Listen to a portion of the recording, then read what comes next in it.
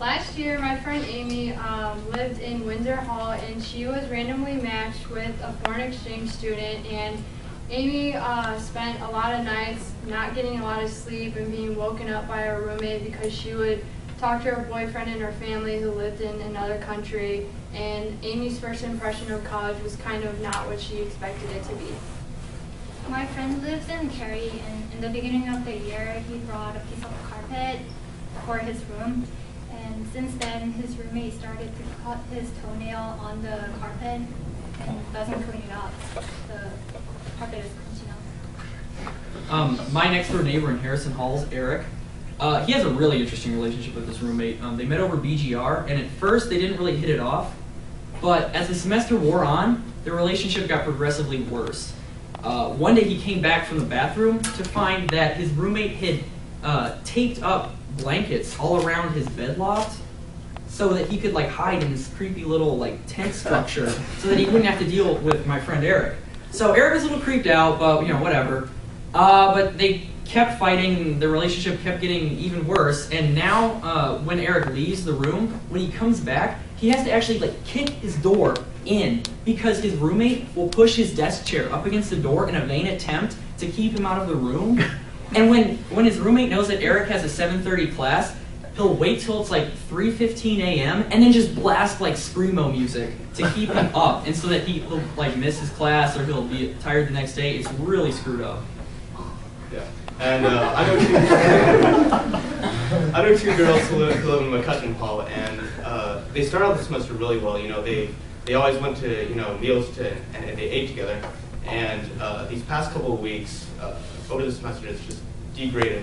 And this past week, they actually got into a punching match to where the RA actually had to come and intervene, and that's how much their relationship has degraded with each other. My buddy Mike that lives with me in Tarkington, he has to go to bed at night in fear that his stuff will be urinated on. His roommate likes to go out, party, get intoxicated, and come back and not make it to the bathroom. He has urinated all over his bed, the floor, right in the middle of the floor where you walk, in his closet, and he's urinated on the desk. Mike has actually woken up at the right time to catch his roommate standing in front of his closet getting ready to urinate. Okay, so these stories that we just shared with you are not fake. We didn't make them up. They're actual stories that happened in the Purdue residence halls here. And so we come here today to open your eyes to a new and improved change to how Purdue matches their students in the residence hall. And we like to call it boiler match. All 5 of us go to Purdue here, and we've either personally experienced or we've witnessed roommate horror stories. So we looked into this issue, and we researched other colleges around the country that have made changes and improvements to how they match their students at their colleges, and then looked at solutions that would benefit Purdue. So with a show of hands, how many of you have either lived in the dorms or you're currently living in the dorms? Okay, so if you take a look around, the majority of you either lived or you are currently living in the residence halls. And if you're matched randomly with some student, and then as time goes on, you start clashing and butting heads and everything is just really negative, you're going to see a change in your perception of going to college here at Purdue University, and you may even see your performance changing, as in your grades get worse or you don't get enough sleep.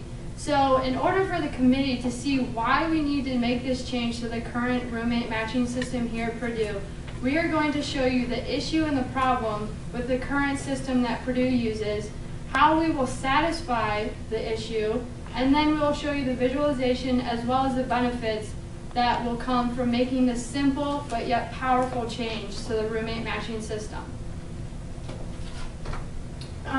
So I'm Molly Fairhurst, and I was the team leader. I kept the group updated with important information, and I kept a record of when we met and what we did throughout our meeting times, and then what needed to be accomplished by the next meeting. And our next member is Ms. Goan-E. She was our team investigator. She looked at our issue and tried to come up with ways that we could change the roommate matching system here at Purdue. And she will be our first speaker talking to you about the problem and the issue that Purdue currently has with its matching system.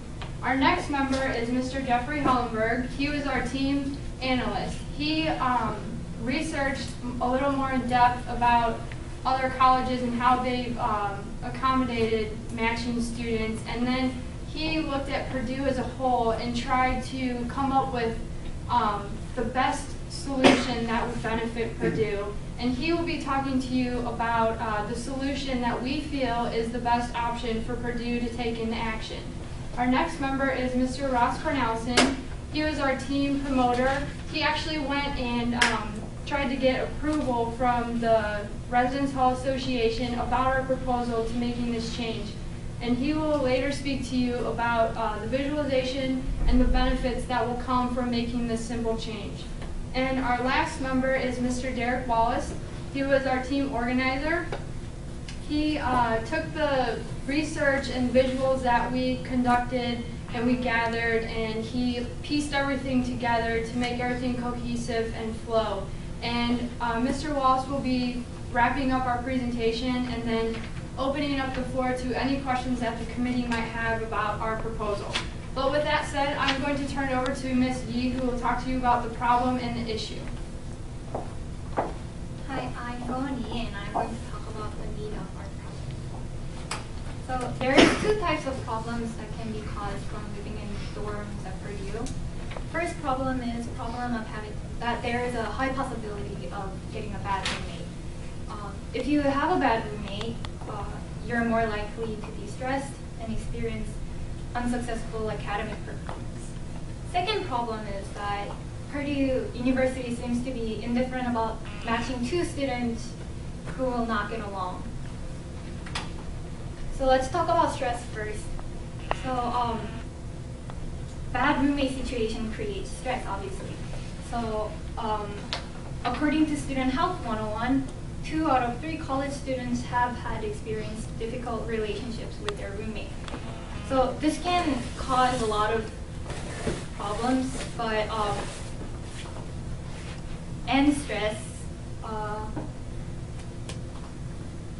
First, in the beginning of the year, unless you know who you want to be roommate with, you don't really have a choice of getting a good roommate. And second, if you have a roommate who has a problem throughout the year, it's really difficult for you to change your roommate because you have to go through a lot of paperwork and you have to talk to your RA, your roommate, and the main office. And one of the problems that you can face from having a lot of stress might be unsuccessful academic performance, like I said before.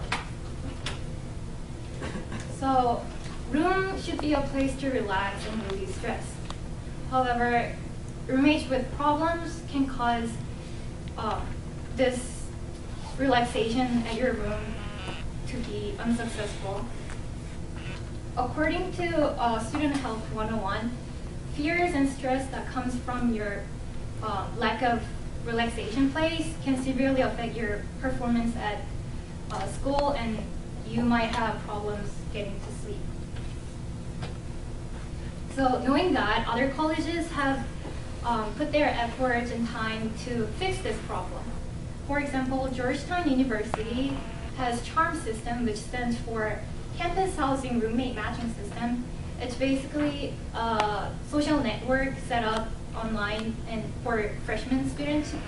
And you can log in and talk to yourselves and get to know about yourselves. And it is known to be successful since it's used by 68% of incoming freshman population. Now, compared to other schools, Purdue's roommate matching system is quite simple. According to Mary Ann Wright, who is a Purdue residence assigning coordinator, they only ask about 5 questions to incoming freshmen to know about their students, and with the result from the 5 questions, they matched 2 students who responded most similarly. These questions are definitely important questions to ask but it doesn't tell much about your characteristics or lifestyles. So it is clear that we need improvement in this survey. So now I'm going to hand it over to Mr. Jeffrey Hillenberg. He's going to analyze our data and present our solutions to resolve this problem. Thank you. Okay, now in order to properly evaluate the solutions that are available, we need to take a look at the need a little bit more in-depthly and look at some of the data that our team has collected. Now, Purdue University is one of the most diverse universities in the United States. According to a 2009 survey, 690 out of the 6,171 incoming freshmen last year were international students who hailed from 128 different countries. And 2,363 of the incoming freshmen were from out of state, so from different parts of the country than just Indiana. So Purdue's diversity is one of the things that make it one of the greatest universities in the world. But we have to remember that all of these, every year, thousands of different freshmen come in from places all across the globe, and they bring with them vastly different, family organizational structures, systems of moral values, and cultural backgrounds. And we believe that it's important for Purdue to take these differences, this diversity, into account when assigning a new roommate. Because if you think about it, for a lot of us, freshman year at college will be one of the defining moments in our life. And our team believes that it's Purdue's responsibility to do everything it can, everything in its power, to make sure that this defining moment is as successful as possible, this transition from just normal academic life into collegiate life. So we sent out an impromptu survey to 25 different students over Facebook, and 18 of the 25 students marked that they were unsatisfied with their current roommate. They weren't really getting along, or they didn't consider themselves close friends, or maybe they even fought. And 23 out of 25 of the students who responded said they want Purdue to adopt a more comprehensive roommate matching system.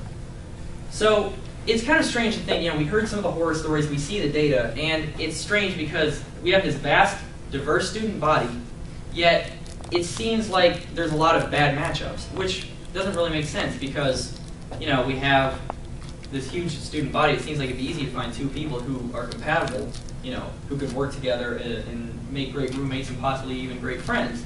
But that's not the case, the way that Purdue handles the system right now. And that's because we have a very inadequate, haphazard system for matching roommates together. Roommates, when they come to Purdue University, are forced to play what we like to call roommate roulette. It's a gamble as to whether or not you will have anything in common at all with your roommate, or if you'll even be able to stand being in the same room with each other, let alone live or even develop a friendship. So our solution to this problem is going to be to expand upon the current survey and to add more questions, and add questions that deal with more about the personality and the interests and the lifestyles of housing applicants, not just things such as do you smoke or do you mind living with someone who smokes, because those don't get at the core of who someone is. Now, let's look at what some other universities do to alleviate this problem. At Illinois Wesleyan University, they use what's called a hand matching system. Housing officials, now it's a smaller private school, so they take 8 or 10 housing applications and they lay them out on a table, and housing officials read over the profiles, and they hand match people who they think are going to be compatible. And this has been highly successful. They have a 94.6% roommate